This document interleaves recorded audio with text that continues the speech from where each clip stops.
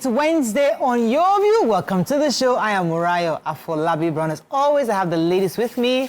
We have Dami joining us today. Good morning. Good morning, how you doing? You're looking very fabulous as always. Thank you. It's good to be here to at least join the ladies of Your View. English during the week. We are for the weekend as you and me people. Yes, all right. How you doing? It's a beautiful day today in Lagos, and I'm sure it's a beautiful day with everybody today. Like I always say, amidst all the problems we're facing, we're still alive, so we'll keep kicking. We keep the hope alive. Good morning, Nigeria again. Fantastic. How are you doing, top sit-ups? What's I'm happening? very good. Looks like you're not doing anything today. I have plenty announcements. Oh, okay. I'm doing plenty things. Okay.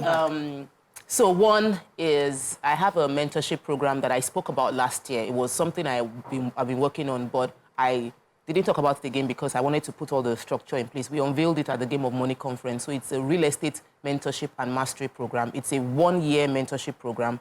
But there's a 2 weeks boot camp. The 2 weeks boot camp is starting on the 1st of April. So registration is ongoing. We are only taking care of 50 people. Out of those 50, 10 people, I'll work with them one-on-one. And I have made boast to say that I will make them money-making machine because I'm going to grill them. So if you don't want to follow instructions, don't come. If you are not hungry for success in your life, don't come. I was somebody yesterday, I said you are not hungry. You're not hungry because in the past 1 month, you haven't done anything to market what you say you want to. I said the car you want to buy last year, the money you were going to use to buy last year cannot afford half of the car this year. So I want people that are hungry for success, who understand the right mindset. There's a payment for the 2 weeks boot camp. But the 1-year mentorship is me just holding your hands and encouraging you every step of the way, telling you step by step what to do. How much are we talking about? Oh, it's 100,000 naira. Okay. Yeah, so it's not really, it's not about the money. I know how much I pay to access the people that I'm accessing, that are mentoring me and guiding your trainings as well. You know how much you pay to I pay for trainings. Yeah. The last one I did. I'd like to sponsor 2 people. Oh, wow. You're sponsoring 2 people. You didn't get it. I'll sponsor 2 people. You want to sponsor? No, I do. Yes, I do. Yes, okay, yeah. Okay. The 2 people. All right. So Mariah sponsored 2 people. You can join us and be among the 50. The remaining 98 should fill in. So it's 100.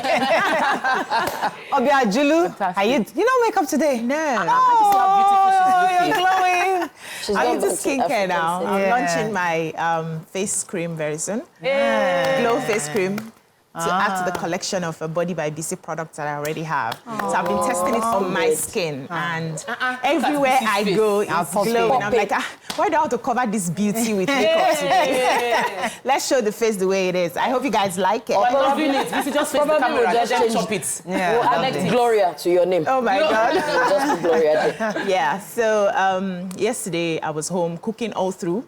You know, now the new girls do not have a clue. They do not understand. Oga went to work without food, so I had to ask the driver to come back to get his meal. He normally takes food to work.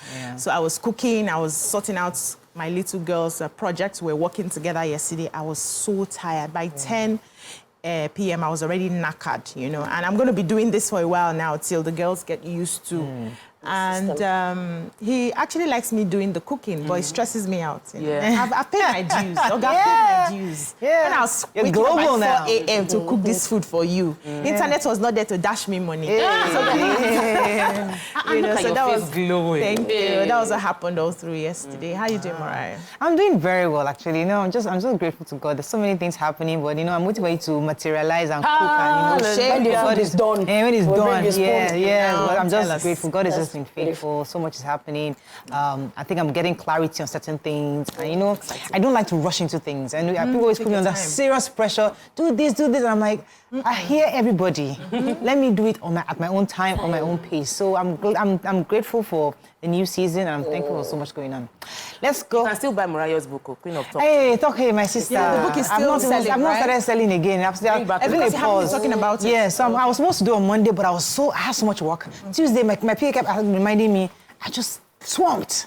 So today I will try to go back sometimes online. You always have to be mentally stable. Yeah, God bless you. We are announcing to people now that they want to understand more about media. The Queen of Talk is available. I will definitely go and do my thing. We'll help her do Let's go on a short break now. When we come back, we continue and have our paper review. Stay with us. We'll be right back.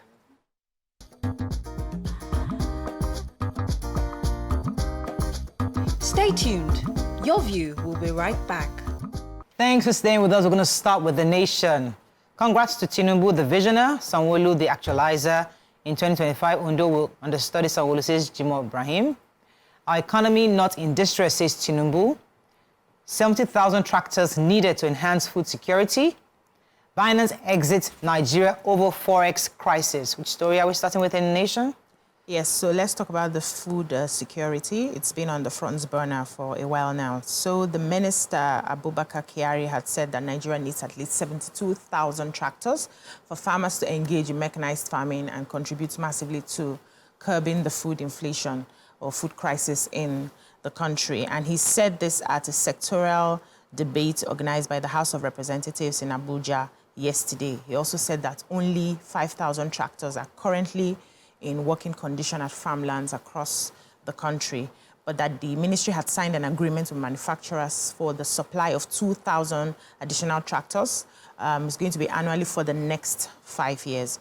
So he spoke as well as the Economic and Financial Crimes Commission minister as well. The Nigerian Customs Service also announced that they had arrested 141 trucks heading out of the country with loaded smuggled items.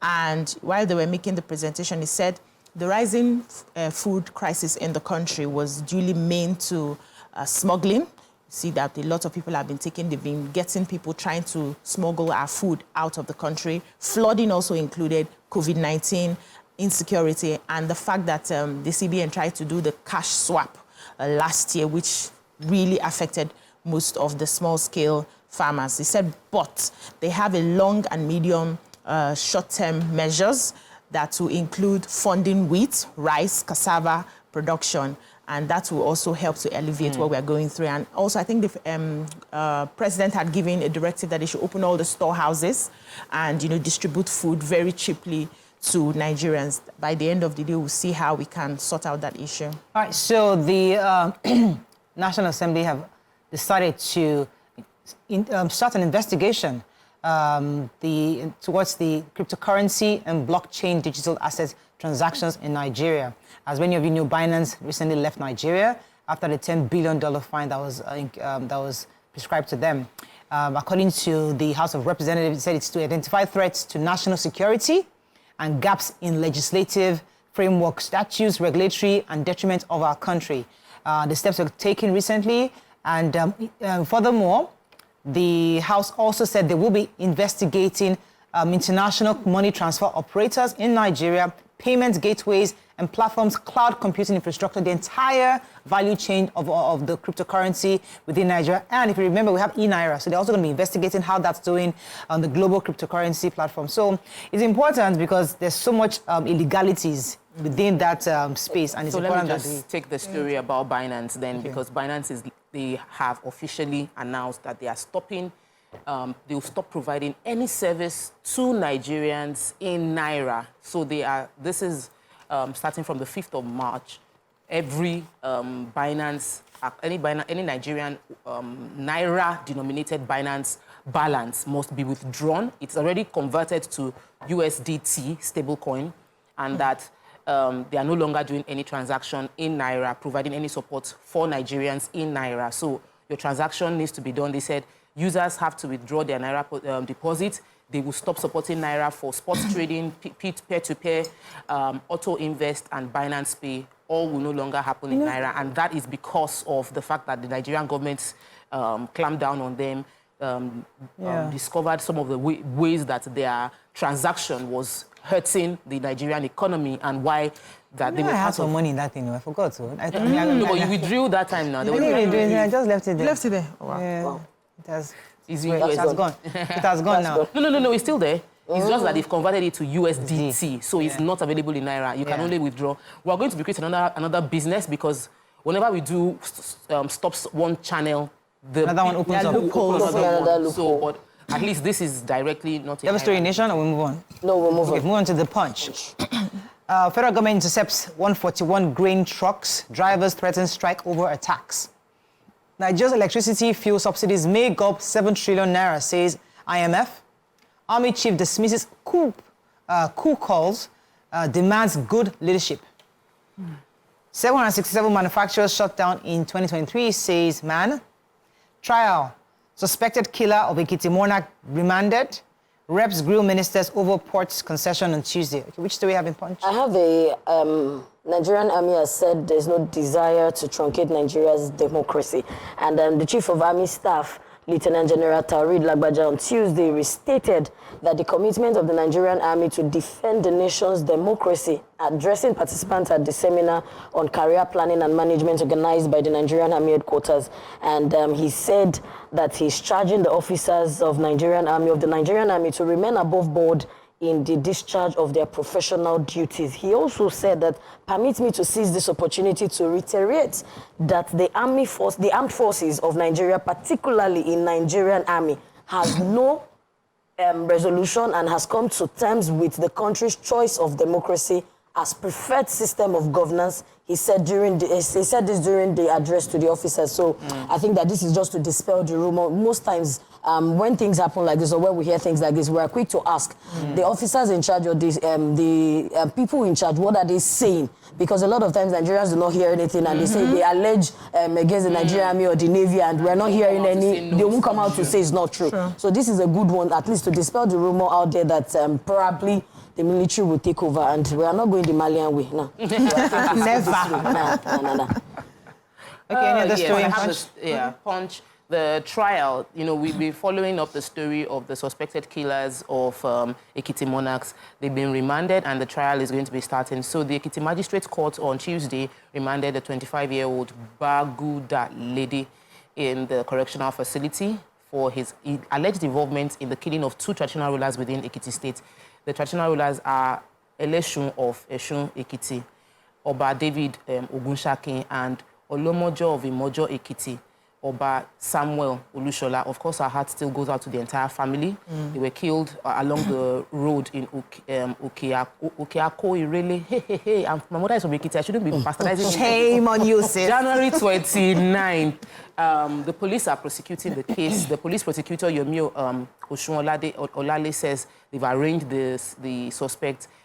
I'm sure a lot of Ekiti citizens are happy. I'm sure a lot of traditional rulers are happy that there is some sort of progress towards getting justice for these 2 monarchs who were killed in a very gruesome way. And our heart remains with the family as we await justice for them. All right, let's go on a short break. When we come back, we continue with our reviews. Stay with us. We'll be right back.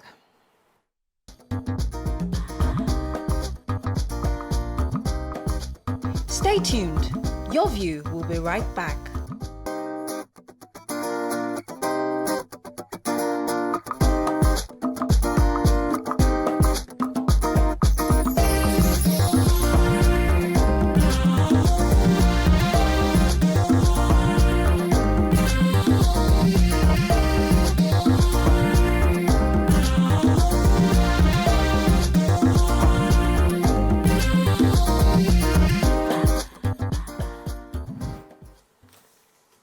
Thanks for staying with us. We're still reviewing Punch. You have a story? The Manufacturers Association of Nigeria said that 767 manufacturers shut down operations while 335 became distressed just last year, 2023.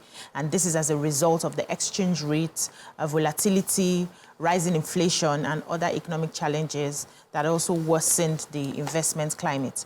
And they said this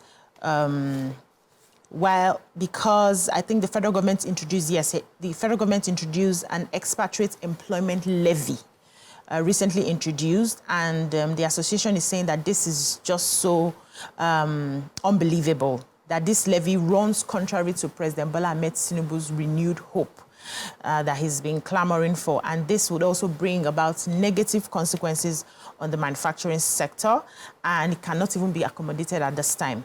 So they said this statement, and I want to quote. It says, the imposition of the EEL poses a potential impact on the manufacturing sector and the economy at large. This will in turn mark an unwarranted and unprecedented addition to the cost of doing business in Nigeria, especially to the manufacturers. The manufacturing sector is already beset with multidimensional challenges. In the year 2023, it said 335 manufacturing companies became distressed and 767 shut down.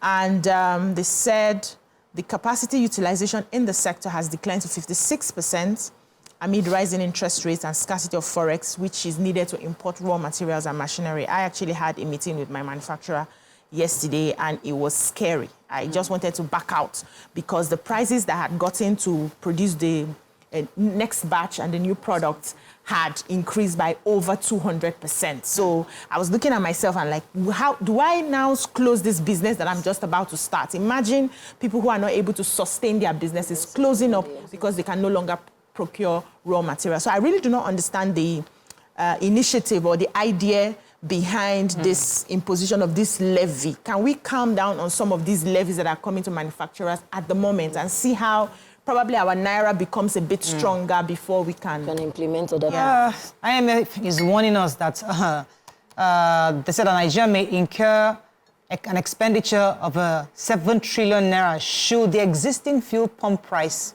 cap and electricity subsidy be upheld in 2024. Remember, our government is trying very hard to remove that subsidy on electricity, and they're telling us they removed the one on fuel, although many still deny that. But according to IMF, they say capping of fuel pump prices and electricity tariffs below cost recovery could have a fiscal cost of up to 7 trillion naira. This was stated yesterday, and it's an interesting warning, but I think we all have an idea of all this, but we don't like the numbers. Move on quickly now to Daily Sun. How we are taking the economy out of the woods, says Tinubu. I'm not desperate to the president, says Peter Obi. Hardship not ending soon, ex-CBN Deputy Governor warns, labels Jonathan Buhari Tinubu's era's years of low cost. Commuters groan as protesters block Benin Auchi Lokoja Road. Restructuring. Our blueprints ready, says Afenifere. Ogun Governor Abiodun eulogizes Obasanjo. The Sun publisher partners schools to promote STEM studies among girls. And Sharia Council blasts FG for poor state of affairs. Okay, which story? So we know October 2022, the United Arab Emirates implemented a ban on citizens from approximately 20 African nations from entering their borders. And among the affected countries are Nigeria, Uganda, Ghana, Sierra Leone, Sudan, Cameroon, Liberia, Burundi, Republic of Guinea, Gambia, Togo, Democratic Republic of Congo, Senegal, Benin Republic, and others, yes. But a few days ago, there's been this report circulating social media and other places that they had lifted the ban, which was supposed to take effect from March 4th, 2024. But, you know, the presidency has debunked that report, saying that nothing like that has happened. It has not been lifted at all, and there is no document. The document in circulation is not authorized either by the Nigerian government or the UAE. So we should just calm down and see how it plays out. Okay, so Peter Obi is speaking again. He says that he was speaking yesterday, reiterating his earlier position that he was not desperate to be president of Nigeria. He spoke during the 16th edition of the Leadership Annual Conference, where he was honored as the 2023 Politician of the Year award. He said, I have said it everywhere. I am not desperate to be president. I am desperate to see Nigeria work, and I'm desperate to see Nigeria fight poverty. Obi argued that Nigeria had no reason to be part of the poor countries in the world, especially northern Nigeria. He added that there's more money in agriculture than oil, and any day, any time that we must obviously move into production. So, I mean, this is just pretty much, and he was referring to what he said concerning why we imported food from Ukraine. He says, I read yesterday that Ukraine is giving Nigeria grain, and Ukraine is at war. The whole of northern Nigeria, it just went on and on about. So, okay, was trying to defend, so that people were politicizing his comments. Though the government has replied that particular statement that there was nothing wrong in collecting grains from Ukraine because they needed to solve the problem of hunger at the moment. However, there's a bit of good news for workers in Osun State. The judiciary, under the auspices of the Judiciary Staff Union of Nigeria, JUSUN, on Tuesday announced that they are suspending their over 3 month strike on the mandate of the Judicial Service Commission to convene a meeting within 7 days to enable the commission attend to other matters. The union has been on strike. I do not believe that any country that really wants justice would not pay attention to the Judiciary Staff Union. We take care of our judges, but these people run. You say that every. No. You have to be alive now. You have to be alive. So you say the same thing for all the paracetamol, but it's okay. Health, education, judiciary. There are things that we can do without. We might not have good roads. We will manage. But if we cannot go to the hospital, how do we? We're not alive now. So those are the issues. But they are calling off the strike. I always like us to do it before the strike. But this one, they've been on strike for a long time. Now they're calling off the strike. Within this next 7 days, let us deal with whatever issue they've come up with. Okay, are we done with Sun? No story? Yes. Okay, let's move on to Vanguard. Nigeria must battle rising food insecurity as priority, says IMF. Lagos LGA's huge allocations lead to development. Dangote plans trading arm of refinery. Apapa gridlock returns, trucks ignore Sanwo-Olu's directive. Nigerians shouldn't be hungry, insecure, Sharia Council tells federal government. 4 billion naira COVID-19 grant. Operators not indebted to FFG, others, United Airlines CEO reps tells reps. Army not planning to truncate Nigeria's democracy, says Lagbaja. And Meta reacts through Twitter as Facebook, Instagram crash. I didn't realize Facebook and Instagram. I did not realize. I think yesterday I was in Abeokuta anchoring an event. So when I got back home and I started seeing on X, Twitter, and there was a subtle shade from Elon Musk saying that, I think next time that our servers are up and people started running to Twitter to ask each other if Facebook and Instagram. And I think for a moment, it caused a bit of disarray because I was reading comments and people now started understanding that, we've relied too much or so much on social media and technology. How about our physical businesses? But going back to what BC said in her review, that even the physical businesses are folding up, they are struggling. So where do we now balance it? So let me take the story since you already started with the comments. Billions of Mark Zuckerberg's led Meta, Instagram, and Facebook users were yesterday thrown into dark as the social media platforms experienced total outage. I couldn't notice. Users across the globe reported widespread problems, including being logged out. Oh, Brown, it happened to Brown. Logged out, encountering error messages, and being unable to refresh their feeds. This led to total panic across the world as users expressed panic and first, okay, now I know what happened. But I think it just shows how addicted we have become to this thing. It happened to me with WhatsApp. Addiction, the fact that we don't have the technology, we are dependent. We don't have our own local version. Dependency caused addiction. Yes, because certainly. it feels like even when your battery is low, you can't survive. You can't survive, looking for the immediate spots to just I need to charge my phone. And sometimes it bewilders me when people go around with chargers. Because I don't go around with my chargers. I'm like, if my phone dies, I have one small one that you can call. So if I'm not online, just call me. Yeah, okay. Any other story? Yes, so we have the challenge of Apapa gridlock. We discussed this thing. We discussed it, I think it was last week. We had one of the, a member of the high-ranking people within that, truckers. I think it was the truckers. So anyway, the governor had given an instruction concerning the trucks, and the governor's instruction has been completely shunned. They said the development, in defiance to the governor of Lagos State, that there was a vacation order to indiscriminate parking of trucks on the expressway. Tankers and articulated vehicles are back on bridges along the highways parked. The special advisor to the governor on transportation, Mr. Sholagiwa, a friend of the house, has already commented on this. LASMA has collected on it. They attributed the gridlock to the road constructions and the oil depot operating within those areas, that they have directed relevant agencies, that the LASMA should go there and clear it off. But it seemed like it is, that they said any tanker or truck that is impeding the free flow of traffic will be impounded. The challenge is once they try impounding one or two, we'll call for strike and we'll go back to start negotiating. But we need to find a long-term solution. Once again, the article reiterated that over 100 billion naira is being lost monthly to the gridlock that is happening in the Apapa Expressway. Yeah, so still speaking on food scarcity and crisis that's bedeviling us right now, lots of people are adding their voices to it. So the International Monetary Fund, IMF, yesterday said the federal government needs to pay immediate attention to food insecurity in the country. The governors, on one hand, are saying that we need to go back into production, into agriculture, and that's the way that we're going to get out of this hardship. The former Anambra State governor and the 2023 presidential candidate of the LP has said that he talked about the hardship, and he said that he was not desperate to be president, but desperate to make Nigeria work, and that is only focus. Also, the former deputy governor of financial stability of the Central Bank of Nigeria, CBN, Professor Kingsley Moghalu, now advocated sale of government assets to raise funds totaling 18 to 20 billion US dollars, which could be channeled into foreign reserves to stabilize the forex and, help us to overcome the economic challenges. The president, on the other hand, is assuring Nigerians to be patient, that his economic reforms will stabilize the country very soon that we just need to...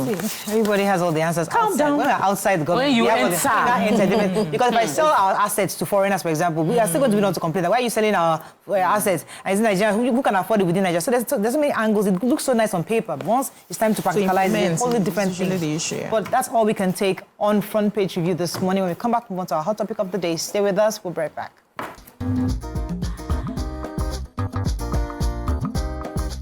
Stay tuned. Your View will be right back.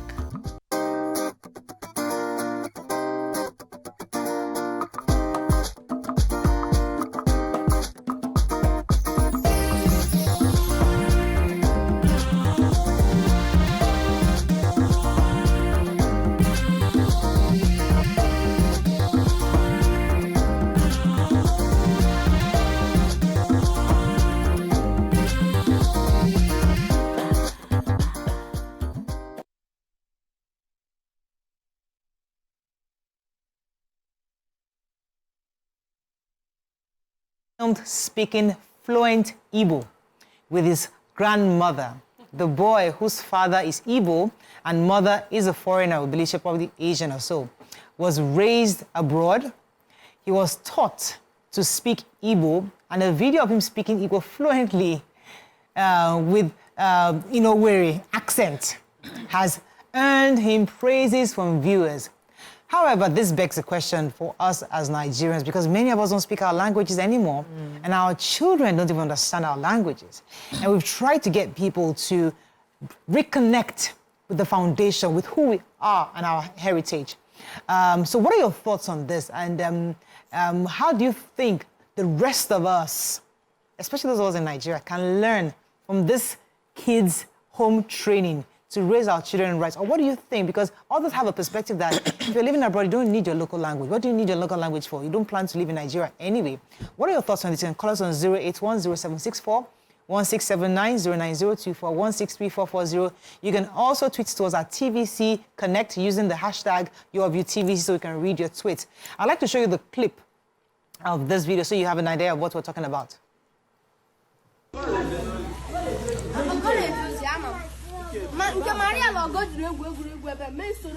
Maybe.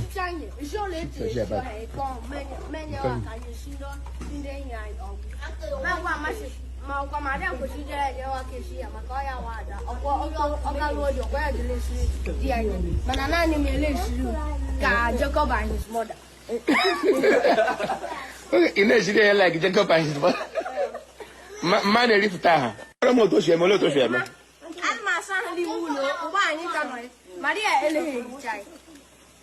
only he says sometimes. Often I get his channel. Maria Almazimulo. Iko Maria Shazimulo to Maria about Mashi Maria go can Magwashi Zemulo. You should watch and get this year. And I become a man and Yamazara.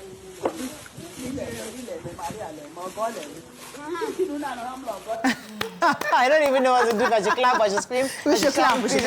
We should celebrate the parents. First of all, before we move on, yes. what is he saying? Okay, so he was complaining in the video that the sister, who is the Ada, that's the first girl. Ada means first girl, who was supposed to be more domesticated and handle the chores, always passes the chores to him.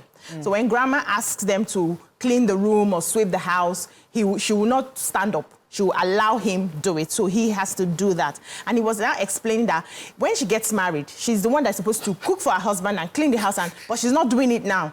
So it's not a case of Jacob and his mother. So I don't know where he got that from, but it was just funny how he was explaining that he's domesticated more than his, sister, who is a girl. Yes, but and it's funny. So many of us enjoyed watching the video, maybe out of guilt, because many of us are like, I wish my children could speak like this. But what are your thoughts on this? I mean, let me just quickly say that. And before the Agbalagba starts calling, the older people start calling, many of them raised us to see our language as vernacular. Yeah. Many of us. So nobody should call and start accusing our own generation. We're not doing the needful because it was how we were raised. I remember I was spanked for speaking Yoruba because that was the mentality then.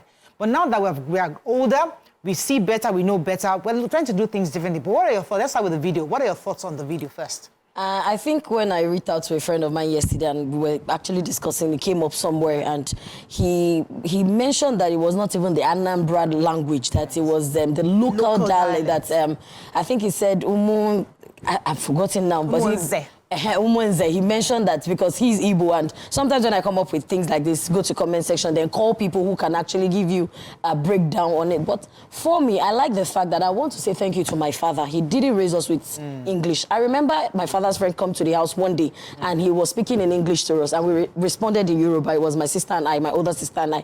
Then when my dad came in, he said, Shegun, then my dad said, show something one down. Do you understand that? Did you speak English? So they understand. They understand English, but it's how would I put it? It's a thing that I've put on the floor in the house that my children must.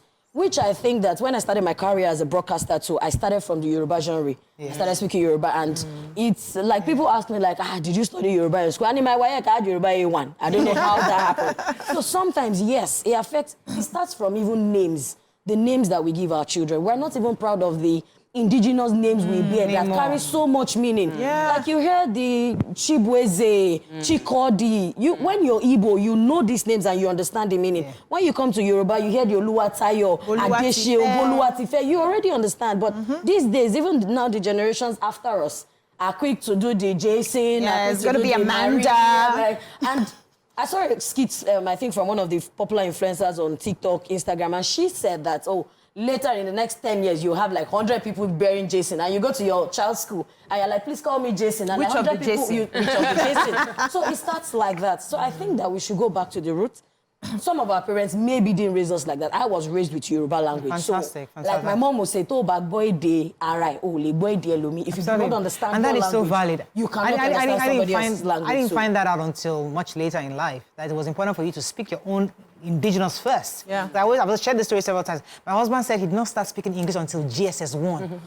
And when he speaks English, it's even so much better than me because he learns English the proper way. He didn't learn it from house girl, driver. He didn't learn it from the parlance, the way we're speaking it out there, the loose local language we're using back then. He learned it properly. So when he speaks well compared to someone like me that we're raised just speaking regular house English. But let me come to you, Tope. How did the video make you feel? Sweet. So there's something about seeing this young Gen Alpha boy and he's expressing himself fluently in his native language. It was sweet to watch, and it was also indicting. So it was indicting for me because I have children that do not understand any of their native language and they live in Nigeria. I've been in this circle for the past between 5 to 8 years. Because we've been on the show, we discussed this several times, so I know that is important. However, when I travel and I meet Nigerian kids brought up in America speaking native language, I feel more indicted that I can do better. And we're working on it.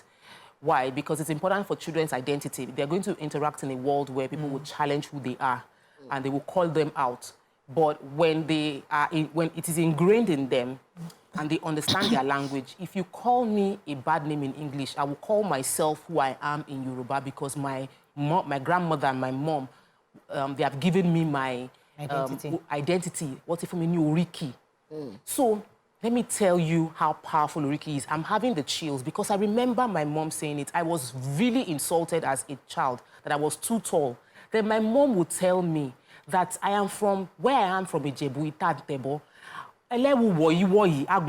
Like when she says it, I no longer feel bad about the fact that I'm tall. Like I am tall. When I wear it, I wear different outfits. It will stand out on me. I had that identity as a teenager because I was facing bullying in school and there was nothing I could do about my height or my looks. But she gave me that confidence from my...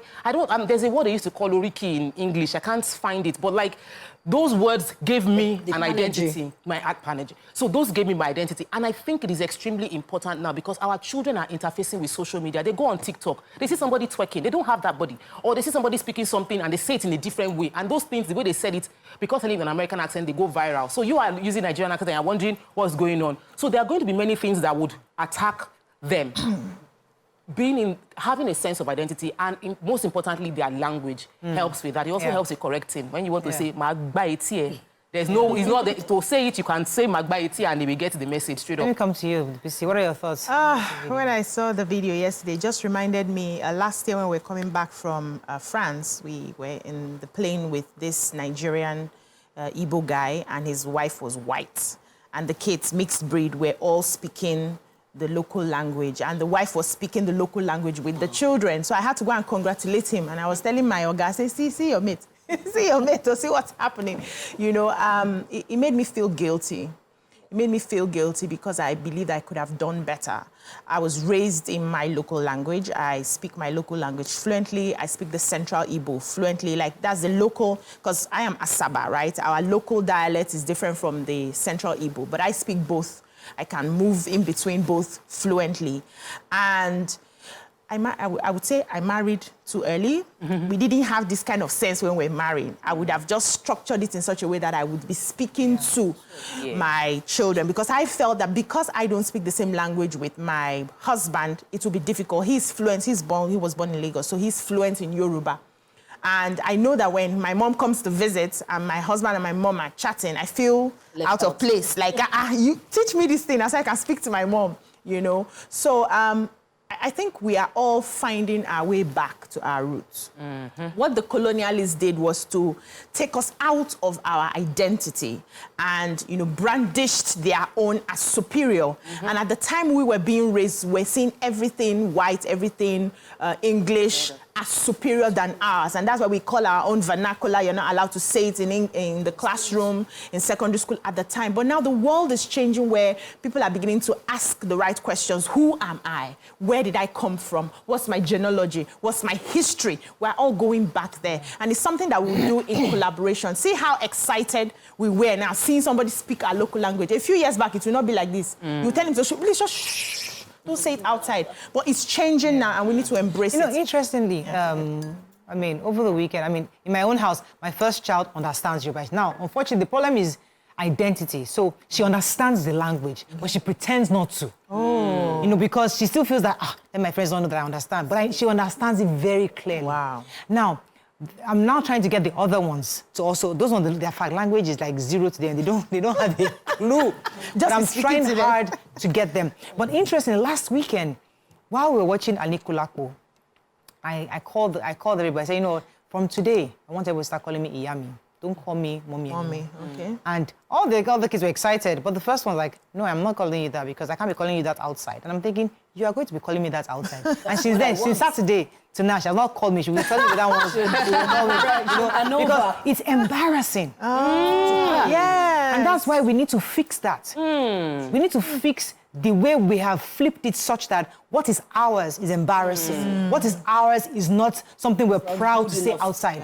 And we also, and it has to be done, all of us, collectively. Yeah. Because if I train my child to love my language and you don't, then it becomes... there will still be you make my own feel embarrassed. Exactly. So it has to be a collective effort. We as Nigerians must totally sit down and say, this is what we want, regardless of where we are. I love the Iyami matter. I love the Mami, and I think it's something I would bring up in my house as well. I think I started about 5 years back when my first son was about 5. He's going to be 10 now. And I made sure that every weekend we speak Yoruba. So when I'm saying that, he would drag and like, I'm coming. I say, speak that. So it sounds funny, really, but we are grooming them to do it. Another thing that got me attracted to that video, what I would say parents should also do better, is the fact that the boy was complaining that because she is an Ada, she should do the job. No, we should train boys equally. You shouldn't see. I know that he wasn't outright. Wait, let me pause. That one is a different matter. Let's not doubt this important one. Well, you're right. You're very right. But that's a conversation for another day. Okay. Let's focus on language today. Let me come to the feeling of I don't want that name or that word, or I don't want to be seen as the person calling my mom Iyami, or I don't want to be seen as the one that is speaking Yoruba because of peer pressure. I want to be tush. I want to be the one that has this good diction and good accent. And I think it's extremely important because I also face that my kids are always coming up with business ideas, and I said they should call it Odige, and they said, why? I said, because Odige is your name. And they couldn't understand it. They said it's not, the name doesn't sound tush, it doesn't sound interesting. So I had to break down. I said, Mercedes is somebody's name. I said, Valentino is somebody's name. So all these big, like the names Ford is somebody's name. Yeah. I said, it doesn't, do you think Mercedes is not even, like Ferragamo is somebody's name. It doesn't sound interesting. We learn how to pronounce family it. Name. I'm like, we learn how to pronounce, so they will learn how to pronounce Odige. The business name is Odige. Oh, I don't like being Osakpolo. I was like, Osakpolo, when I want to tease him. I'll say, call Osakpolo for me. He will do like if you don't hear. I say, Osakpolo, come here. Because it just makes me feel like, oh, what would you call? My name is Daniel. Don't call me Osakpolo. I'm like, but Osakpolo is a powerful name. That's your name, Osakpolo, come here. So I think that as parents, we have a major assignment, especially if we're raising children that are still like 18 and below. Anybody 18 and below, you can still make it, you can still mold and shape it. Yeah. And even if you feel like they are much older, my daddy had a conversation with me. It was last year, December. He sat me down. I came to talk to you. Like, he drove to my house and said, he wants to sit down and talk to me. My mom wanted to come. He said, no, it's not for you. And he sat me down and said that I raised you very well, but that your children, I don't like it. They're not doing any house chores. That was like, my dad came to have that meeting with me last year.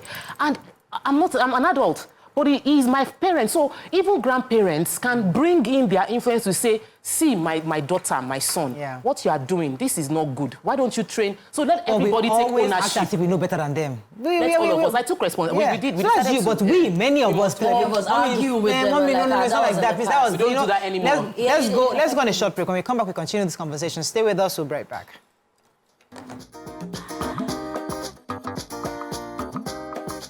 Stay tuned. Your View will be right back.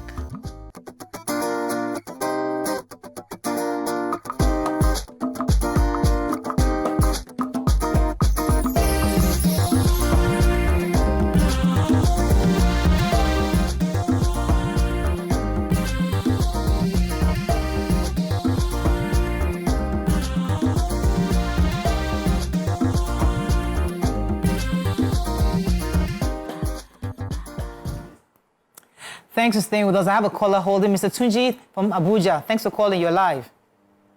Hello. Good morning. Good morning. Good morning. This particular topic frightens me so much. Go ahead.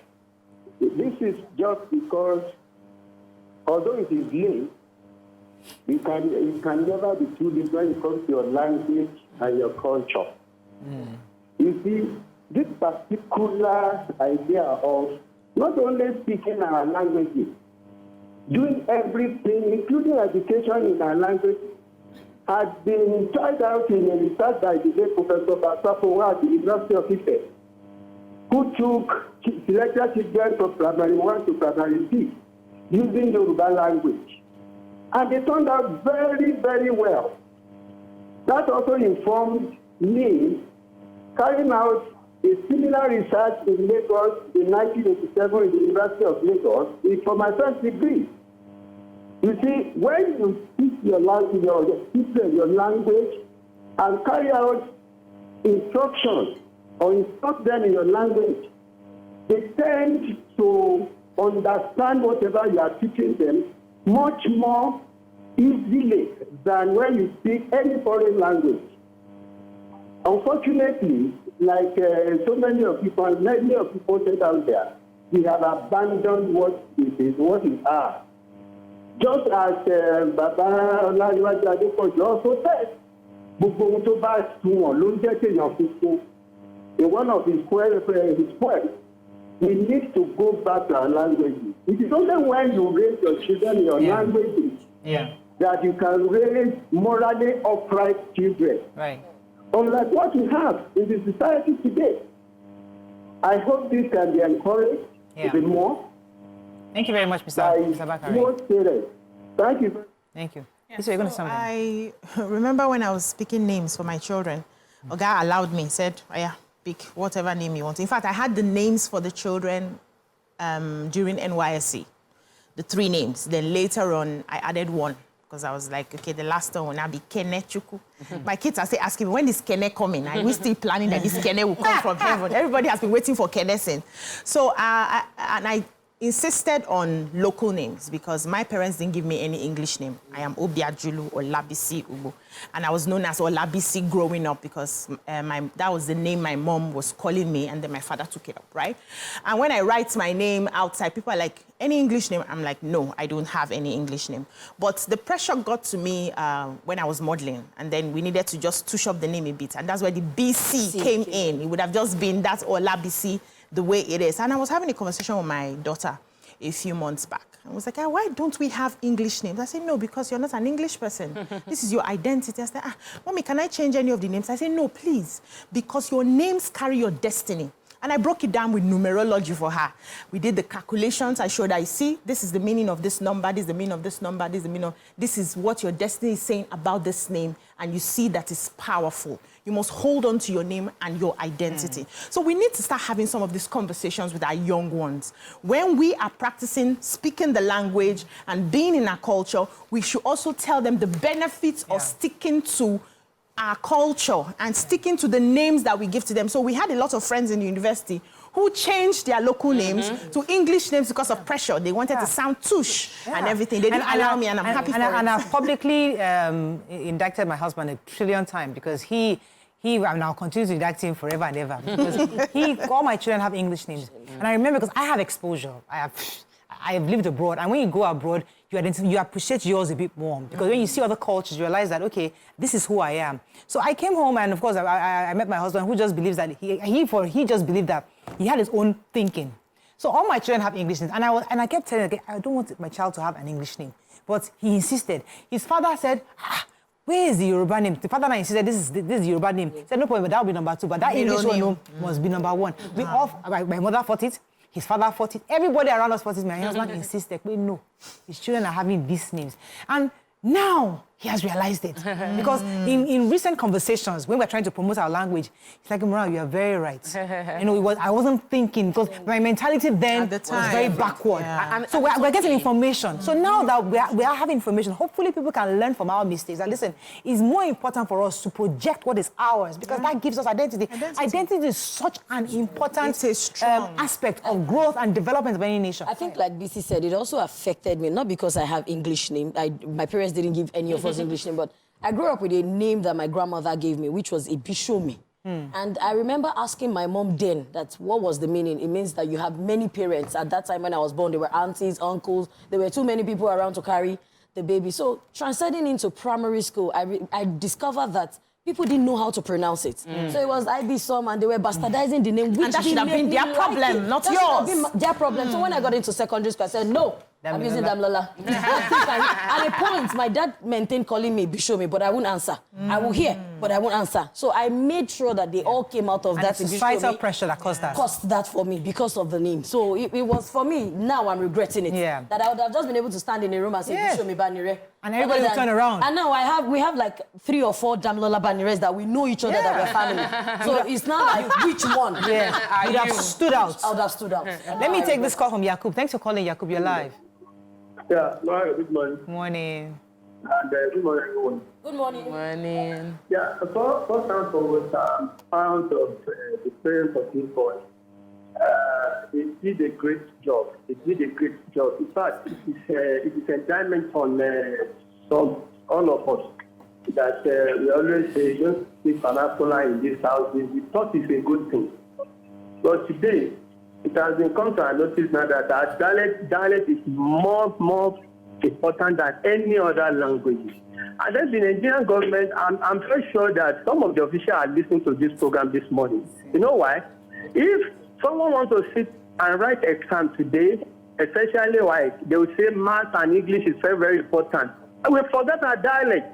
Instead of that, say that if you are Igbo, the Igbo language is very important for you to promote to other classes. They say English and math.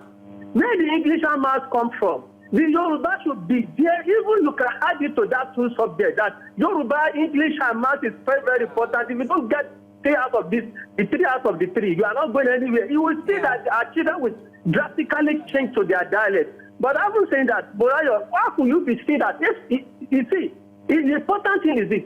If you see somebody they call Orire, Imagine that kind of a word, Orire. If you give a name to a child, you call a child Orire. See, that very particular name will follow this very particular child everywhere. They cannot reject that kind of a name. Anywhere he goes, you put your name and now you now put Orire.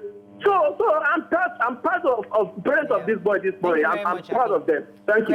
So let's talk about trying to pronounce people's names well. So if I know that Nima is Nima Akashat Zibiri and maybe I pronounce Ashakat or something and she corrects me, I should make that effort. People don't apply themselves to learn how to pronounce, but you can pronounce Yves Saint Laurent. Schwarzenegger. But you cannot learn how to pronounce Odigie as Odigie. So it was just yesterday.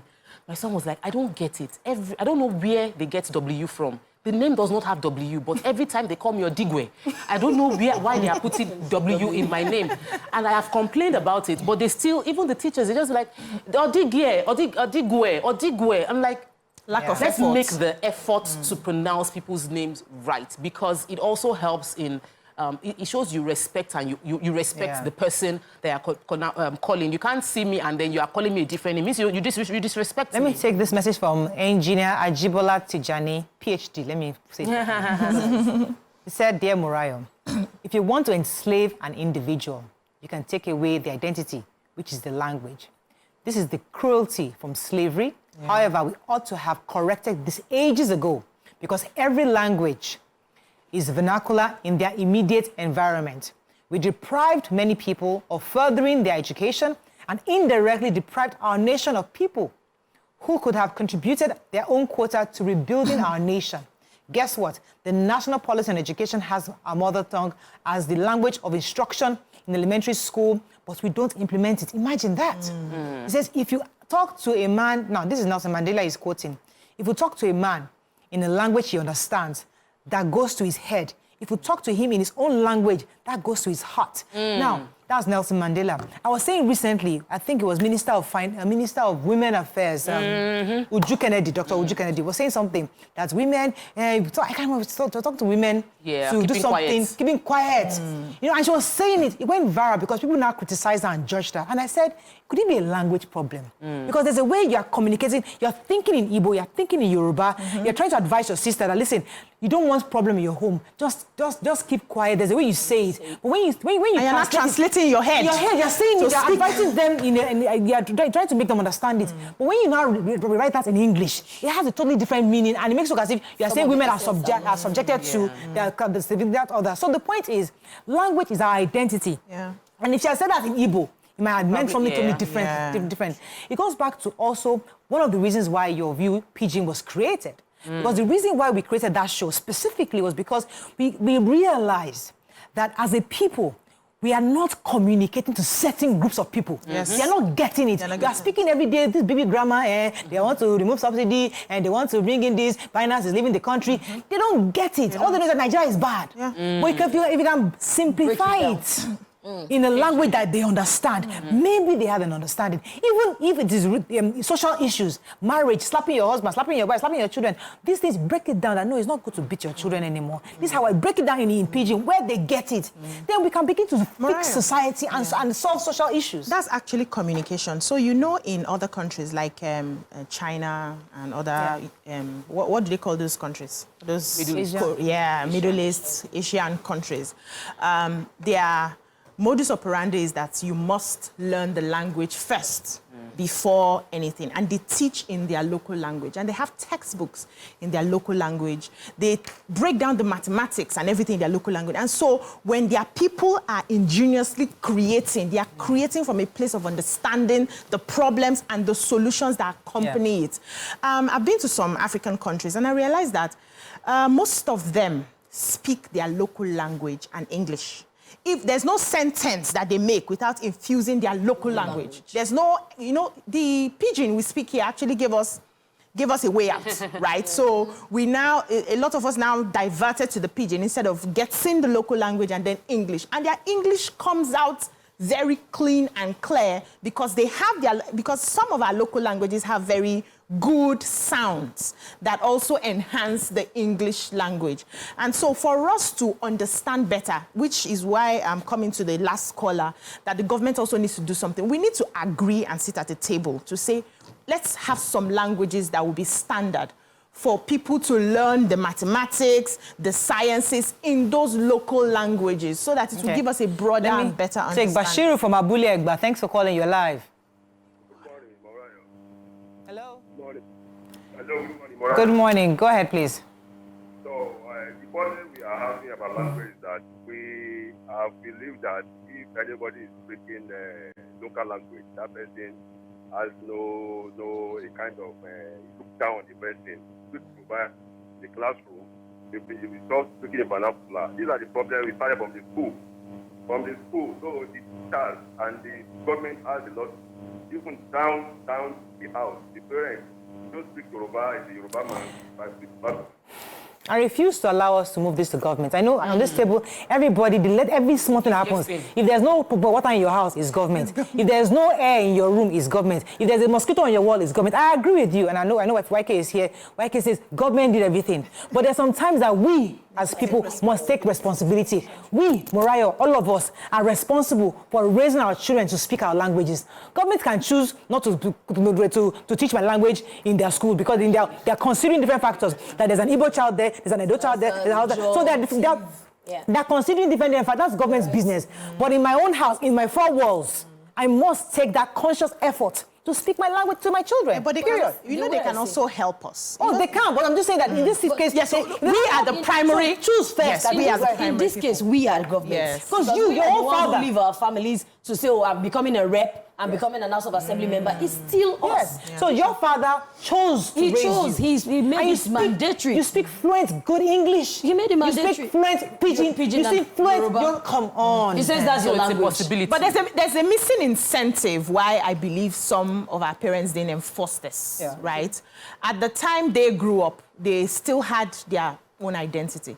At the time we were growing up, it was more trendy to be what's it called? To be on the other side. Yeah. Speak the colonialist. It must wait. I'm trying to get to the mindset now. It was more trendy. Yes. You were more recognized. It was more like a status symbol that you came to a place and you spoke well and you had an accent, you know. So we diverted because of where I wanted to what we wanted to achieve as a people. And now where I'm saying government also needs to play a role. Sometimes we may not know what is better for us. But if we have leaders who say, this is where we are going, we need to bring our identity back. Let me tell they you. also help to hold us accountable. Because by then, if you don't teach this child, the child comes to school and fails this exam, the child will repeat. So everybody now sits up to do what is right. Everybody will work together here. We as individuals and the government in their policies as well. That's just what I'm saying. Let me tell you, I agree with you.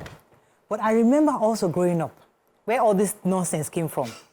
There were some families that had satellite dishes in their houses. We were doing local TV. Nigeria is what Nigeria feeds you. Yeah. Just the way that you watch. The culture, our language, tells by moonlight, tells that we see, that is filtered through our system for us. But a few people, Nigerians, human beings, the elites who have small cash, got a big satellite, watching foreign content, right? Now they had access, so they're different from us that we're watching only NTA. Now, with that exposure, it makes them look, this one speaks different English. No, what different kind of cartoon.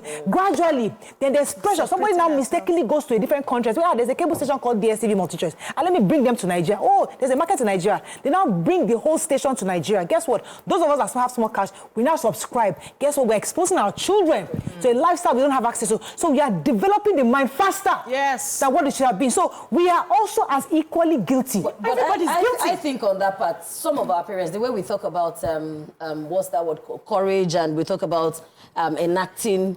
I remember when my dad bought a dish and we watched a music channel and that was the end for 2 months. He said, because he will come home and buy VHS. He bought Arelu, he bought Irueshi because he wanted us to learn the language.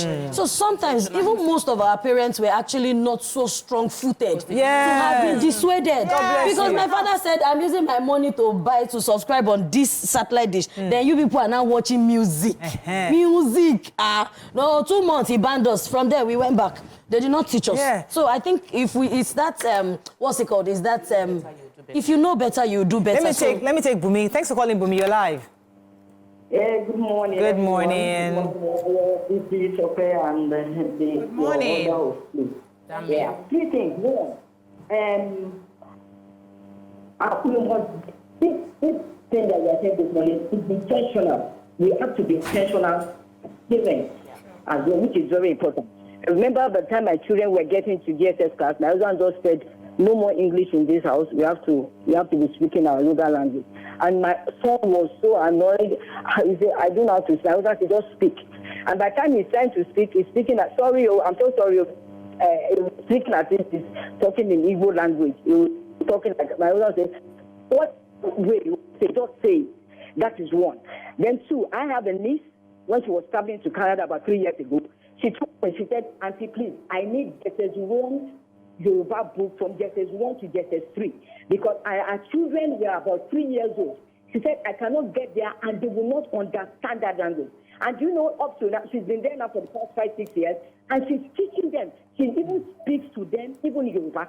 They even go to their school in Canada, it's French. So it's really important.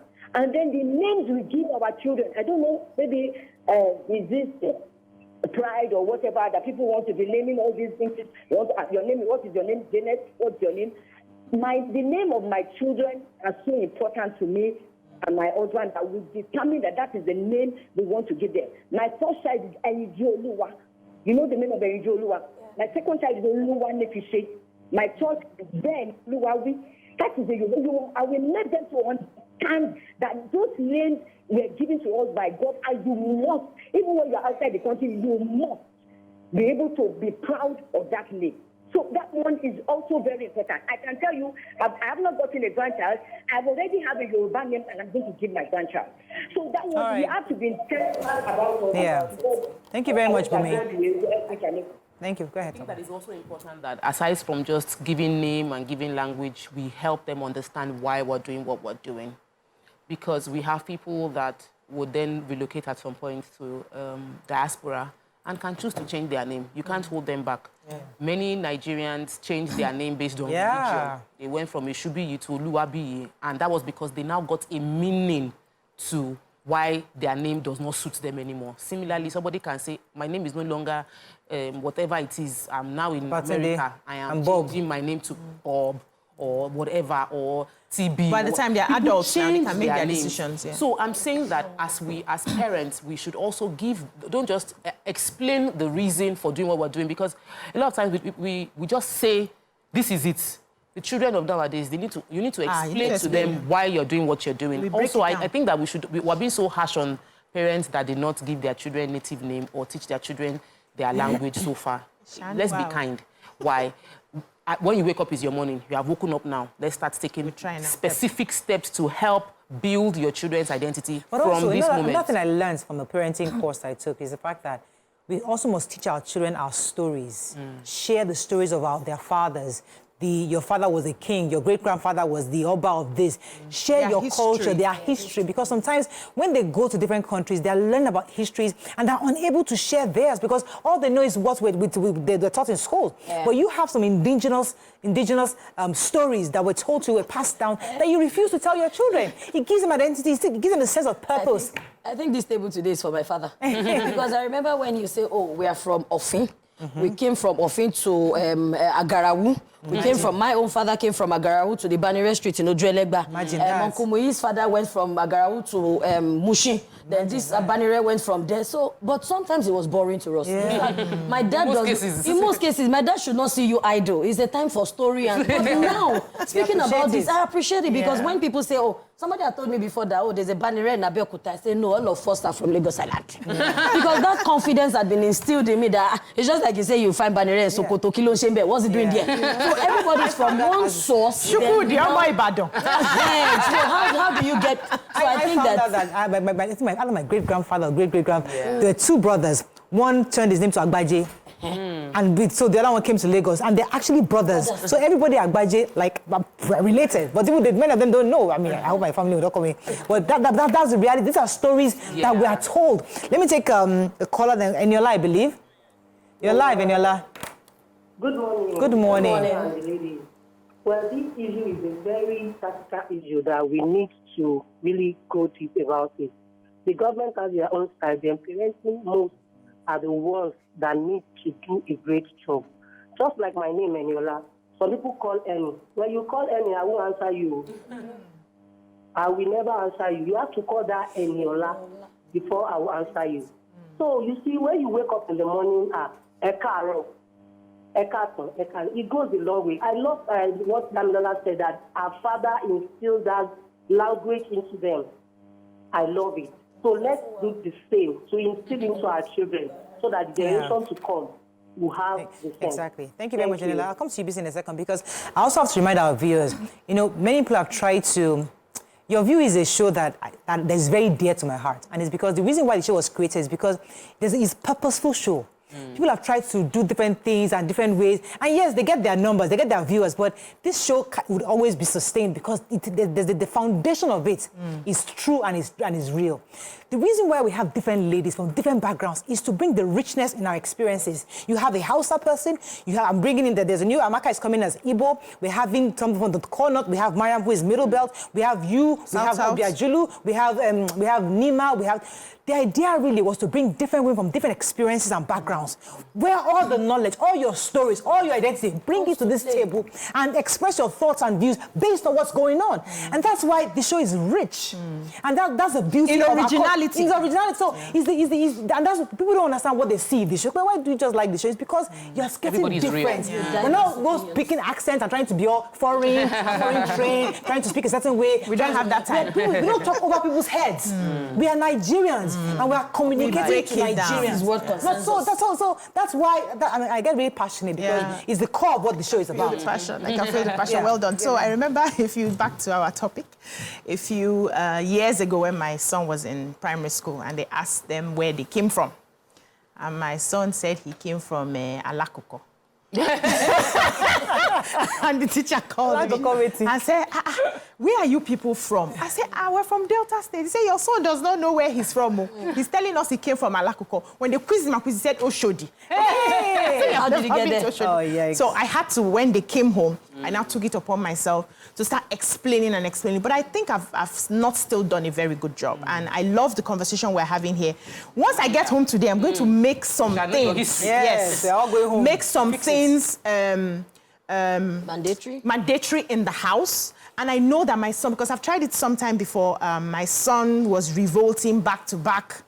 He doesn't like languages. I don't know why. He struggles with languages. But I'm going to insist that we're going to get this and get this and get this, or this reward and this reward will not come. And let me see how I'm able to be consistent. Because it's also about you. If it's something you're not used to, I speak English and Pidgin with my husband at home. Because he doesn't understand my language, I don't understand his language. But the kids will pick it up. The kids will pick up the Pidgin eventually. Yes, they do. So let me take Engineer Kundayo. Thanks for calling. You're live. Yeah, good morning, Murayo. Good morning. Yeah, this topic is actually affecting me. As it is now, I cannot read a Yoruba text, and it's not good for me because my children are growing up. Now, I have a 10-year-old boy that keeps reminding me that I should speak Yoruba to him. Nice. I cannot converse in Yoruba with him fluently. Wow. I know that. So this topic actually as we were discussing it was actually affecting me somehow. It makes me look back on my exposure in my army life. And I think that it is a reawakening for the African man.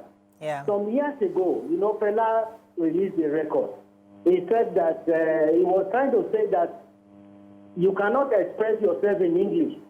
And he said that in that record, he said, translate Oyi Musimi in English. And he said it's almost impossible. So this is something that we should do and imbibe. Now, out of the three tribes in Nigeria, I'm trying to. You can't hear me? You can hear you. We're trying to translate Oyi Munoni. Out of the three tribes in Nigeria, I can say that the Yoruba, they are backward in speaking their languages.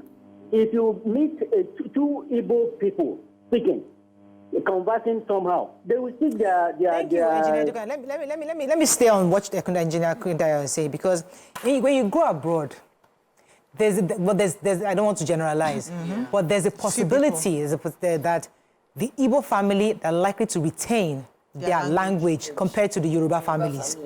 The Northerners, those ones, don't even try English. They raise their children in their language, even till today. So it's the Yorubas that travel out and now want to be foreign.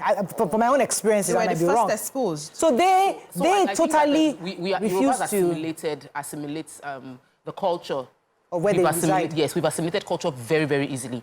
I also think that we're negatively judging the entire Yoruba by Lagos. Because if you're talking about those that travel, yes, we're still judging the entire Yoruba by Lagos State. You're not talking about the Jebu person that traveled or the Igbo person that traveled or the Egba person that traveled. So it also depends on where you are coming from. The Lagos Yoruba person is very liberal, and many Yoruba people are also liberal in mind. So we assimilate. When we get somewhere, we blend into the system. And it's a strength and it can be a weakness. That's why awareness is very important. So that when you understand, when you're aware, you're able to pick it up. But what that question they asked about, say that Onyumu in Europe, in English, was a major one. And they say that even if you're trying to understand... how can you say it? When you're trying to understand even the Bible, understand your religion, it is richer because the interpretations from there are words you say Yoruba that you can't. Have you tried praying in your local language? That's because our first language is our local language. Hey, the prayers go like this. My children are lost when it seems to pray in Yoruba because they don't even understand. I'm also lost. I never get. But if your first language is so important, you can retrace it. What I'm saying is there's redemption. There is hope. Even if you're 30, there is hope. Even if you are 30, there is hope. Even if your children are already just there's hope. Wake up today and start working on it. I'd like to talk about sustainability because if we look at the new modern generation TV today, there is no sustainable children language program. If the adults are not available, you should leave them to something to learn. I remember, like Mariah mentioned, the Tales by Moonlight. I think on one of that was done in English. I think on one of the channels we had Aloy Yagba for the Yorubas. But I did a research on children programs because I wanted to bring in one. And I noticed that even Dr. Tunji Bamishibi had one story time and all of that. But they don't survive. So I was asking a friend of mine in PR, and he says, there's nobody to fund anything that has to do with children, really. So it comes down to sustainability. If there is even one TV station who is saying that, okay, instead of our cartoons that we engage children with should be in English, it can come in your local dialect, from this hour to this hour Yoruba, this hour to this hour. So, like they are doing, some people are bringing it up now, but it's not still popular. So, Dami, I agree with you 100%, but I don't want us, for me, it's still a bit too far-fetched. I agree with you. Yeah, government has the points to play. They should have situations whereby TV stations can show, just like we are also showing your VPG and everything. However, we must force ourselves to start it from home. I love the fact that you and I, all of us, grew up in this same Lagos, and you speak 3 languages, and I'm here speaking only 1 language. You know, so the idea is that even within our small circles, we can start changing it. So government will do their own part. Now, that's it, as I said, other factors are involved because you have to know which language, which one are we going to pick. But there's over 500 languages in this country. Yes, but her angle now is not just on the government. We have people that are content producers. They can begin to work towards this. And trust me, right now, there's a market for it. Because people are beginning to realize. We are now waiting for who is the first person that will start. We're not relying on YouTube. Yeah, who's the first person to start? Where would I get the funding from? Will people accept it? That's the question a lot of people. But the people that will do the sacrifice first, of sustainability. Well, I have a Yoruba lesson teacher. She does it virtually. I met her while I was in America. Like I was in America in a friend's house. Sorry, this person has been holding for a while. Lolar Olarwaju, thanks for calling. You're live. Thank you, Mariah, for pronouncing it fully. Lolar Olarwaju, thank you. Why in that today? You see, this issue to me, it looks somehow because we are in an environment that people don't really understand the value of such things. For instance, for me, I gave my children both English and Yoruba names. The Yoruba names are so deep that people don't know how to pronounce it. So I just give them the English name. So let people call the English name. But do you know what? In my house, 80% of our discussion is in Yoruba. My children are less than 10 years, and they can read Yoruba more than people who are over 30 years. So we speak more of Yoruba in the house. Even when outside, we speak more of Yoruba, and the people will be looking at, no, that is what I want. They go to school. Let them teach them English in school. And even in school, they do Yoruba. then the second part, you see, this language, in all our languages, my project when I was doing my BSc was on this topic. And I did one of the research that Professor Tasholai did in the 70s. There was a section in the University of Ife or Ibadan, I've forgotten. And they had science students, they taught them in Hausa, Igbo, and Yoruba. And they taught the other set in English. At the end of the term, at the end of the semester, those who were taught in local languages, in our indigenous language, passed better than those in English. And we have all of these things, all the metas, science terms, they are all in our local dialect. I did a research and I have the material for it. We have to wrap so up. please, Thank you very let's... much, Lolar Olarwaju. Yes. Unfortunately, we have to wrap up, but I think in a nutshell, really, I think where your morning is, I mean, whenever you wake up, that's your morning. Yes, some of us do not start early, but some of us are trying to fix it. So please, wherever you are, no matter how old your children are, I think we can start teaching our children our languages because it gives them real identity, especially in this global village where everybody is where everything has been merged. But when they have their identity, they're able to stand out on their own and be able to make constructive developments to their individual nations wherever they reside. Let's go on a short break now. When we come back, we'll bring in our special guest for today. Stay with us. We're celebrating International Women's Month, and we are having women from all over the world come on Your View this month to celebrate the month with us. Stay with us. We'll be right back.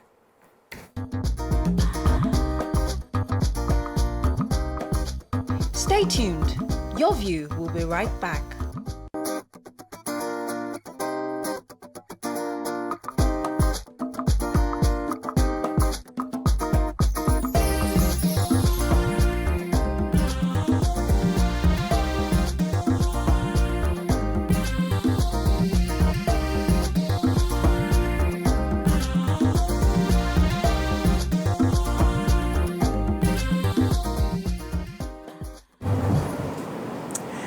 Thanks for staying with us. So in celebrating International Women's Month, we have a skilled consultant, an entrepreneur, author, speaker, and advocate with 20+ years, job incomes, and economic growth. She truly believes in the transformative power of education in achieving other sustainable development goals. Welcome with us, Lolar Olarwaju Oniyito, to the show. Thank you for having me. Good to have you. Our first International Women's Month. You know, yes, so we're really excited to have you on. I'm so excited. So before we go into your career, what you do, this thing that we talked about earlier, language, what are your thoughts on this issue of language? So I was so excited hearing you ladies talking about language, and for me, language is really, really critical. And coming from Kwara State, where they tell us that we are confused whether we speak Hausa or Yoruba, it's important for you to know where you're from and to be enshrined in your culture. Yeah. So language for me is critical. It gives you identity. It helps you to communicate. It also grounds you in your culture. So it helps you to really broaden your perspective on how you appreciate things. So I really do agree that we should teach our children. But I'm also guilty. Oh, wow. Yes. I wanted to go there. So I'm not guilty. So my kids, so I tell people that there are children that do not have an ear for languages. Yes, I know. And, you know, sometimes if you understand education, sometimes it might be maybe that they're dyslexic and they don't pick certain languages. And so it might not be the fault of the parent. You also need to try and understand your child, even though we're trying to get them to understand the language. It's also good to understand and put an extra effort so that they can pick up the language. Because French, English, they are doing a lot of things in school. English, French, Yoruba, and the child sometimes might just mix. Have you heard children that speak a sentence, there's English, Yoruba, Hausa, it's because of... Well, let's talk about your career. You know, you're doing so many things. Your education is core for you. How did you get into this line of business that you do? Okay, so because I wear so many hats, I tend to explain to people that I'm a change agent that has a deep passion for creating jobs, wealth, income, and economic growth. But all that I do is rooted in the power of education. I express myself through my consulting business, Holistic Business Solutions, where I work as a business consultant. But I also run a nonprofit organization called SEED, and SEED is Sustainable Education and Enterprise Development. And that is because of my passion for education. But I also, like I said, I expressed myself. I sit on the board of a microfinance bank, and I do a lot of things around business, but my core passion is in education. And it is because I tell people education saved my life. If you put it that way, I lost my mom when I was 10. And one of the things my mom was 100% about, apart from languages, because she loves Yoruba as well, is that all her children must go to school. Because she didn't go to university, she trained her younger ones. My grandma had 11 children, and she was the first girl. Oh, wow. So, responsibility. That was a real task. But the truth is, in terms of education, for me, it is really, really, really critical. Okay. And when I started my non-profit, Okay, let me just, because you're talking about education, you finished with first class.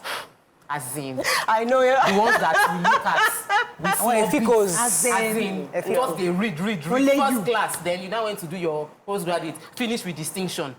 You alone. So there's a misconception that, oh, those that did first class, they're so bookish. But you have also displayed in your CV that you do, it's not just about the book. There are other things. You have this holistic life. Can you break down how you were in school, and were you extremely bookish, or it was just a natural thing for you, and how you've been able to now balance it by having a more holistic life? I tell people that I'm not the typical first-class student. So I had people in uni that could bet that I was going to finish with the third class. That's how much I was in town. So people that were not in my department are like, Larry, Larry is a town girl now. How? Which book? I mean, if they give her third class, they even dash herself. You know. So, but it's really. I tell people it's about strategy. It's about understanding, because I told you I lost my mom when I was 10, and education saved my life. So I had to leave a big private school to go to a missionary school in Ibadan, because my mom was the one that was really, sending us to big private school. My dad was about. I got scholarships all through. Me, I don't know about this big private school, this big money. So my dad wanted me to go to Model College or all those colleges. But my mom put us in a big private school. And when she died, I had to go to a missionary school in Ibadan. And for me, it was, I need to get a job when I'm finished with university. What is this first class thing? Because those days, remember those stories when they talked about, when you finish school, if you finish with the first class, employers will be waiting at the gate for you. You work. So for me, it was, what is this first class? How do you get it? And I learned about the GPA system. So for me, first class for me was strategy, because I had C's. For me, I calculate my GP every semester. And I simulate my result. In school, I knew how to use Excel. So I would simulate my result every term. In this course, I'll get C. I went to Babcock University. We're doing Christian courses. All my Christian courses were C's because they were based on Bible. Babcock is a Seventh-day Adventist, so the curriculum, so I just pass it, don't fail. I had C's in our Greek, in some other courses, because they were 1 unit, 2 unit courses, and I understood how to get a first class. So you picked your I picked my battles, and I ensured that all of those battles I got A's. And when they were like, oh, you did it in Babcock. Babcock is a private school. I did it in Unilag again, and I'm the first distinction in that department since it started in the 1960s. So it's about, I tell people, you can be brilliant, but you can still fail. Because you can say, I know more than my lecturer, and still fail, and miss the mark. Yeah, so fantastic, love that. I think for me, the connotation in terms of education is scam, because somehow I think I'm passionate about the girl child and the things that we consume these days. And I also owe it to the fact that I think a lot of women are still not coming out to give their success stories from the angle of education. It feels that when you see that big name, oh, she must have gotten there somehow. It could have been a crooked way. Oh, it's wrong. So she had somebody. Sponsor. So if you do not have somebody or have nobody, how can you really put your head down in education and still maintain, because you mentioned, they said I was in town. And still maintain being in town. Like my people say, ma babi je, ma babi yeje. So you want to get a distinction in education, and you also want to be in town. So how can women of nowadays, talking about the International Women's Month, how can we juggle? What are we supposed to do right to at least get our acts together? And I'm happy you mentioned this. I remember when, just recently on LinkedIn, a few months ago, Unilag had their convocation. And there were, I think you had one of them on your show, the lady that finished her PhD. Oh, yes, PhD. yes. And I was on my LinkedIn page talking about it and saying, please let's stop talking and saying education is a scam. It is not. We need to promote excellence in everything. Excellence in education, excellence in your career, excellence in doing whatever you're doing. And that is what I take into my career. When I was working, my first job was in KPMG. I got a double promotion because I stuck to what I was doing and I was able to balance that. Even in the office, they're like, oh, when there's a party, they call Larry because Larry is the one in town. And they're like, how do you correlate this person with this person that, But you can have that. But I say find your rhythm. I don't like to call it balance, but you can find your rhythm because there's no true. It's not balance. So I love what you're saying, and I love your personality, because sometimes we like to put people in a box. If you are a first-class graduate, you should act a certain way. You should be a certain way. You should speak a certain way. If you are like the third class and the pass and maybe 2-2, this is your life. This is how it should be. But you are a living example of you can be this and you can be that, and I like it. So let's go to your books. You are also an author. Yes. So you have a couple of books, which I think one of them is dealing with children and entrepreneurship. How did you decide to write books, especially for children? Okay, so that's a good story. So I'm a mother of twins. And three of us. Welcome to the club. Thank you. So my mom, I told you my mom, she didn't go to school, but she was a market woman. So she was like, Yoloja, Lagos Island. I used to sit on top of money, kind of tie wrapper somebody. So my mom had 2 shops in Alade, 2 shops in Tejosho, 2 shops in the island. She was Yoloja somebody. I'm daughter of a businesswoman. And so that's why I decided to go to university to study business. And I grew up being entrepreneurial. It was natural to me. Even in school, while doing all of those things, I ran about 4 businesses. So by the time I had my girls, and I was like, I need to teach these children how to do business. So I started looking for books that they can read about businesses, and all the books I saw were international books: dog walking, snow packing, babysitting, rishi, and I'm like, what's this? Don't do this thing in Nigeria now, So I started creating worksheets, to be able to put them through and, get them, understanding the concept of business. And one day I looked at all of the resources. A friend came and she saw it. She was like, Lion, why are you keeping all these things to yourself? This is a book now.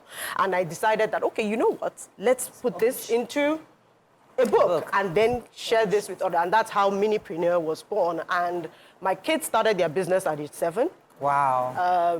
And just like me, they have the non-profit mindset. The idea of their business then was to raise funding to send other less privileged children to school. So they ran their businesses before they went to boarding school for secondary school. They ran their businesses throughout primary school, and they raised funding. And we used that book as well to get other children into entrepreneurship. In fact, the book was used as a textbook to test teaching entrepreneurship in schools. No, I didn't pick it.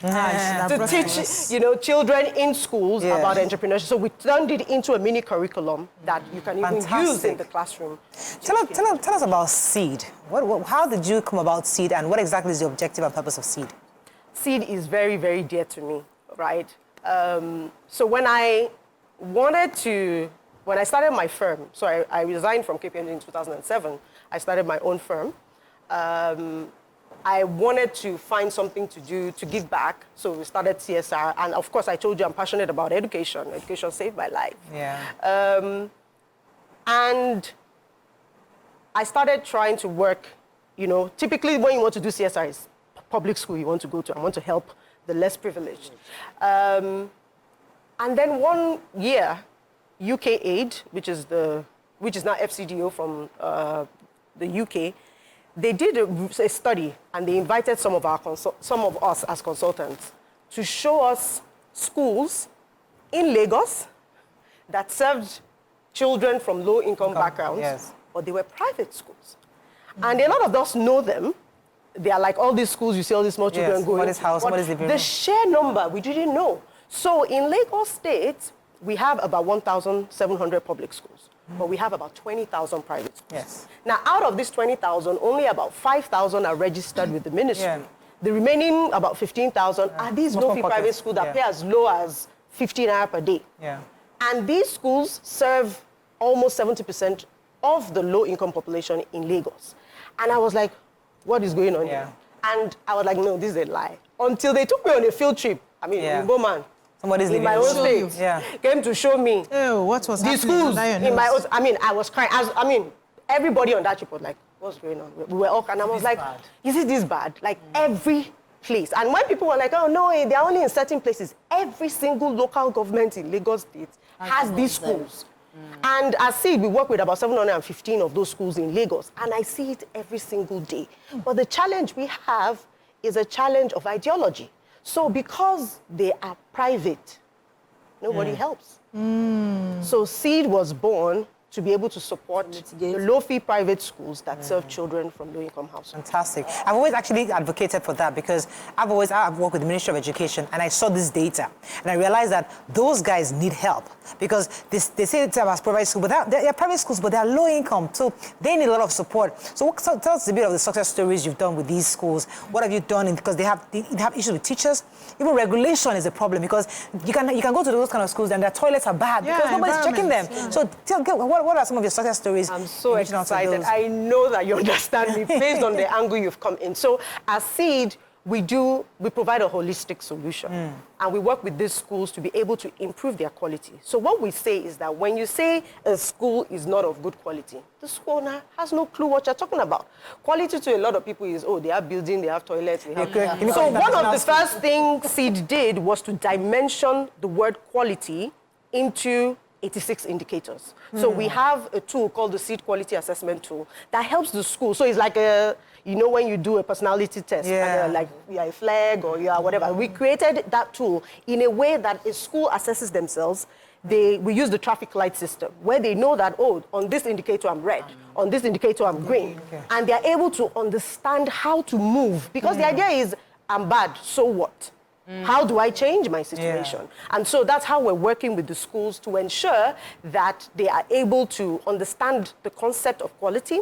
And then we also work around regulation because the ministry, so we partner with the ministry to understand the sector. A lot of people don't even understand the space. So one of the things is we take information to the ministry, we help them to understand the sector. We advocate because, I mean, as much as I'm as friends with them, I also come up with the issues. So for instance, there are certain policies they bring out that they're thinking of the big private schools and they say all private schools and then they start to come to these low-fee private schools and then they're like, it's not working. These schools are almost at the same place with the public schools. And so when you come up with a policy, you also need to be able to understand all of that. And then we provide trainings, we provide support to these schools. And like I said, we've worked with over 715 schools in the 6th Education District of Lagos.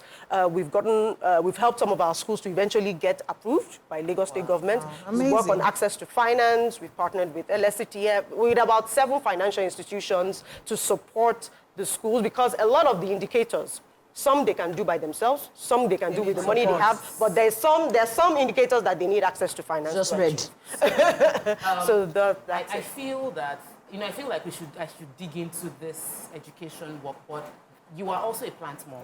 And Mariam is not on the show to talk about the green, secular economy, the importance of having plants. And I think it's so important as women because, if a woman when a woman is healthy, when a mother is healthy, the entire family is healthy. When a mother or a woman becomes aware, the entire family becomes aware. So I want you to make us more aware. It's the month we're celebrating you as a woman about why being a plant mom, what are the advantages and all those good stuff. Things. Okay, so I'm going to split this into 2 conversations. There's being a plant mom as someone that, that collects plants and green and ensuring that you have a green environment. And then there's also the plant mom that grows herbs for the kitchen. I like that one. So, I mean, I'll start with the other side, which is, ensuring that you understand that climate change is real.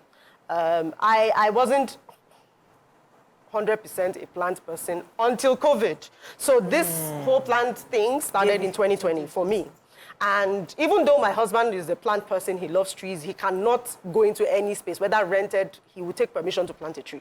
So he grew up, having trees around him. So we would normally plant trees, but I started collecting plants during COVID, and I started with herbs. And I was introduced to herbs because at that point, everybody was running into... reliant. Let's find something. So I started growing herbs. And for me, it wasn't even for anything. It was more of, I needed my brain to work. I'm a consultant. At that point, everybody was sitting at my home. I needed an activity to do. So I started growing herbs and using it in my kitchen. And I found it valuable because then I had time. I had oregano, I had rosemary, I had all. In fact, rosemary, I would put it under my pillow to sleep well because at that point I was having serious migraines. So, you know, I saw the wonders of herbs during COVID. And I was able to, I mean, I still continue growing herbs. But for plants, as someone that juggles so much work that I do in all of the things that I do, coming home to plants, I tell you, when I get to my gate, the air is different. Are you for real? As in, it is fresh. It is real. I mean, I don't know how to. Even so I also have dogs. I have 4 dogs. My dogs sit under my, because they know that it's the sense different. of freshness. It's freshness. Then in the mornings, before I go out, I have tea in the garden. I'm not Oyinbo, but the truth is I now see why Oyinbo sit down inside the garden. Because that early morning freshness with the plants. Some plants, you know, they take in your carbon dioxide and give you oxygen. So for you to breathe, so it gives you that. And then your mental health, you're just calm. You're just, you know, the space just... We've tiled all our compound. There's no space. Cement everywhere. How do we plant now? I do not actually have... I don't plant in the ground, so I do pots. Okay. So you have no and it doesn't have to be extensive, so it doesn't have to be fine pots. For the record, I have over 250 plants. Yeah, I needed kidding me. In pots? Yes, so she has over 250 pots. That house is a forest. It's actually a jungle, yeah. So it's an urban jungle. I call my house an urban jungle. You're kidding me? At the backyard? Front, back. So the compound must be so very in big. my estate, we are like the environmental champions. You're kidding me? I plant trees. On my husband's birthday, we planted trees. I give out trees. During COVID, everybody's house that wow. Interesting, I called the gardener just yesterday to go to my house and see what we could do, because I was planning to have a garden also and have a nice place to relax. So I guess I'm in the spirit. But because of time, what's next for you? I mean, we're celebrating women and we're happy. You're doing so many things, and we're proud of you. What's next? Are you still going to just be doing more of this, your consultancy work, or is there a new big thing that we should be expecting from you? Oh, seed is the next big thing, because I just, I'm in a phase in my career. I turned 40 2 years ago.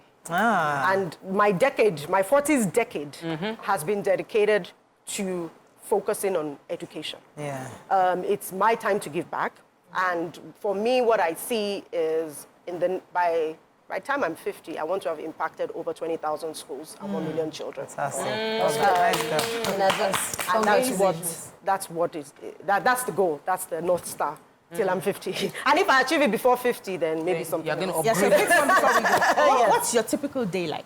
Tell us. Curious. Okay, so my typical day has probably been planned 4 weeks ago, because my schedule gets filled by different things. But my typical day starts with, of course, the gardening. I get them because just for my head to get clear. And then, you know, I get to work. I actually live outside Lagos, so I get to commute to work. You have little kids that you have to take So care my of. twins are in boarding school because of, finished the work. So that's why you have time for gardening now. You can't be doing gardening work when you are carrying so much. That's why there's time and seasons. So at some point, I was almost like a full housewife. I had to give up a lot to be able to be home with them. And like I tell people, my kids, they did year 6. They didn't skip anything. They were almost 12 before they got into GS1. They were trained. I mean, I was comfortable putting them in boarding school. And they were ready. They were mature. So at this new season, I'm happy to really focus. So what do you do for self-care? What do I do for self-care? Oh, I love dancing. You like dancing? I love that. So if you look at me, so one day, quick joke. One day, someone was looking to find me on social media, and they mistakenly went to my Instagram page. And they were looking for the LinkedIn Lanre which is the serious girl. Corporate girl. Sorry, I think maybe they have two names. Lanre are like two people. What they are saying is... I'm dancing, I'm doing one thing, me and my kids, we love doing TikTok. Where, I mean, if you see me... We're going to go check you out on Instagram. What's your handle? Lanre. So we're definitely going to check you out. Oh, cool. Well done. So we're so happy. What are you doing for International Women's Day on Friday? On Friday, I'll be speaking at Impact Her conference. Oh, yes. Talking business, serious Larry side. I quickly want to go back to your name, Lolar Olarwaju, is for the male gender. Typically, how did you survive? Talking about we started from names. That was one of the blessings to my life. You know that as women, one of the things we have is that barrier. And as a consultant, I started my business at age 24. And people did not take me seriously. I mean, you trying to advise someone that's been in business for 20 years and you're 24. In fact, one day someone told me, Larry, my business is older than you. What are you coming to tell me? But one thing that name had done for me is that it has opened doors. I've sent emails and they have said, sir, and I won't say anything. I mean, they will have given me the contract before I appear. And I say, they said, where's your boss, the Mr. Lolar Olarwaju? I said, no. It's me. Interesting. Right here. We have to, that's actually Michelle's name. Lolar Olarwaju, and I think I'm going to start using it for her now. That's all we can take on today's show. Thank you so much. It was a pleasure having you on the show. Thank you so much. Have a great day, guys. See you tomorrow. Bye for now. All right.